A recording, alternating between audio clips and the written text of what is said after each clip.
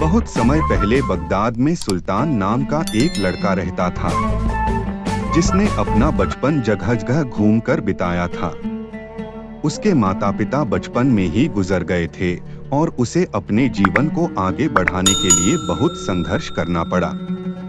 इसी के चलते वह कई बार निराश होकर समुद्र के किनारे जाकर बैठ जाता। एक दिन वह समुद्र के किनारे बैठा हुआ था और सोच रहा था कि काश उसके साथ कोई ऐसा चमत्कार हो जिससे कि वह सबसे अमीर आदमी बन जाए और अपने जीवन को चलाने के लिए इधर-उधर न भटकना पड़े। यह सोचकर वह ऊपर वाले से विनती करने लगा और फिर वह चुपचाप वहां बैठ गया। कुछ देर बाद समुद्रों की लहरों में से एक सुंदर सा कांच का बोतल उसके पास आया। उस बोतल पर एक ढक्कन लगी हुई थी और उसके अंदर एक कागज था जिस पर कुछ लिखा हुआ था। जैसे ही उसने ढक्कन खोला, उसके अंदर से एक जिन बाहर आया। सुल्तान रेत पर गिर गया। वह डर गया था। तभी उस जिन ने कहा, क्या हुक्म है मेरे आका? मैं आज से आपका गुलाम हूँ। मैं आपका तब तक गुलाम रहूंगा जब तक मैं आपकी 3 ख्वाहिशें पूरी नहीं कर देता। मैं आपकी 3 ख्वाहिशें पूरी कर सकता हूँ। जीन की बात को सुनकर सुल्तान समझ चुका था कि उसे एक ऐसी चीज मिली है जो उसकी ख्वाहिशों को पूरा कर सकती है। उसने जिन्न से कहा, अच्छा, तुम मेरी ख्वाहिशों को पूरा कर सकते हो? जी हाँ, लेकिन मैं आपकी सिर्फ 3 ख्वाहिशें पूरी कर सकता हूँ। सुल्तान ने अपने पहला ख्वाहिश मांगा। अच्छा, तो मैं सबसे पहले यह चाहता हूँ कि तुम मेरे लिए ऐसा घर बनाओ जो दुनिया में सबसे बेहतरीन हो, जिसे देखकर हर एक इंसान की आंखें फटी की फटी रह जाएं। जिन सुल्तान को हवा में उड़ाकर दूसरी जगह ले गया। वह सुल्तान को लेकर दूसरी जगह पहुंच गया। रुककर जिन्न ने सुल्तान से पूछा, क्या यह जगह आपके घर के लिए सही है? जिन सुल्तान को ऐसी जगह ले गया जो उसके घर के लिए बहुत ही बेहतरीन थी। उस जगह को देखकर सुल्तान ने जिन्न से कहा, यह जगह बहुत ही अच्छी है, तुम यहाँ मेरा घर बना सकते हो। सुल्तान के ऐसा कहते ही उस जगह पर जबरदस्त बिजली कड़कने लगी और देखते ही देखते वहां एक घर बनने लगा।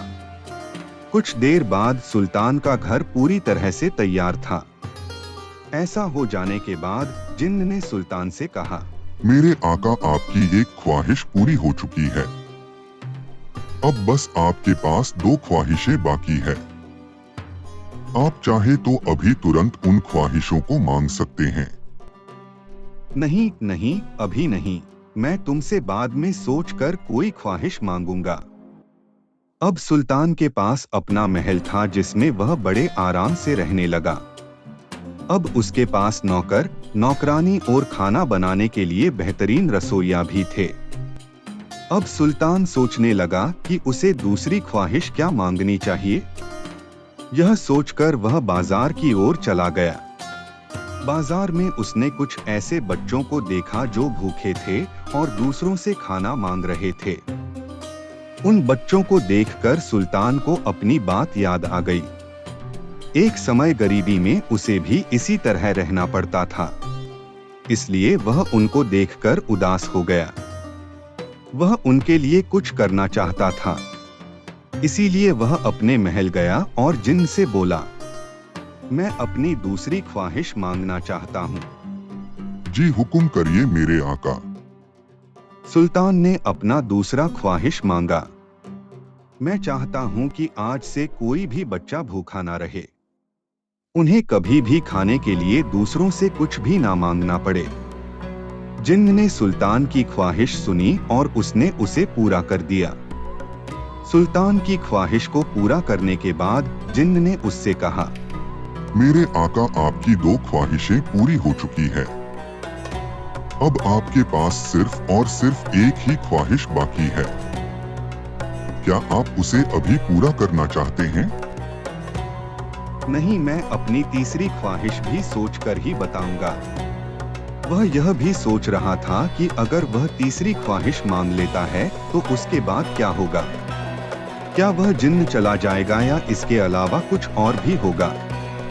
अब सुल्तान यही सोच रहा था कि इसके आगे क्या होने वाला है। तभी उसे याद आया कि उस कांच की बोतल में एक कागज था जिस पर कुछ लिखा हुआ था।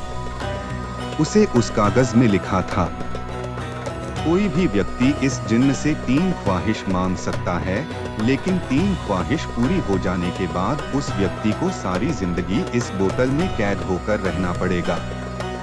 इसके बाद वह जिन्न आजाद हो जाएगा। यह पढ़ते ही सुल्तान घबरा गया।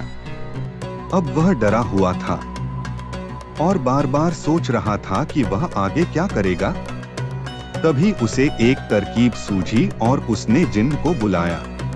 जिन्न उसके सामने हाजिर हुआ और बोला, क्या हुक्म है मेरे आका। मैं अपनी तीसरी ख्वाहिश पूरी करना चाहता हूँ, सुल्तान ने जिन्न से कहा। जैसे ही जिन्न ने यह सुना वह अंदर ही अंदर खुश होने लगा। वह सोच रहा था कि वह हमेशा के लिए आजाद हो जाएगा और उसे बोतल में नहीं रहना पड़ेगा। फिर सुल्तान ने अपना तीसरा ख्वाहिश मांगा। मेरी तीसरी ख्वाहिश है कि अब से तुम सारी जिंदगी मेरे गुलाम रहोगे और मेरे मर जाने के बाद तुम वापस से इस बोतल में जाओगे। यह सुनकर जिन्न गुस्से से चिल्लाने लगा, लेकिन वह कुछ नहीं कर सकता था। अगर वह ऐसा करने से मना करता तो उसे अनंत काल तक नर्क में जाना पड़ता।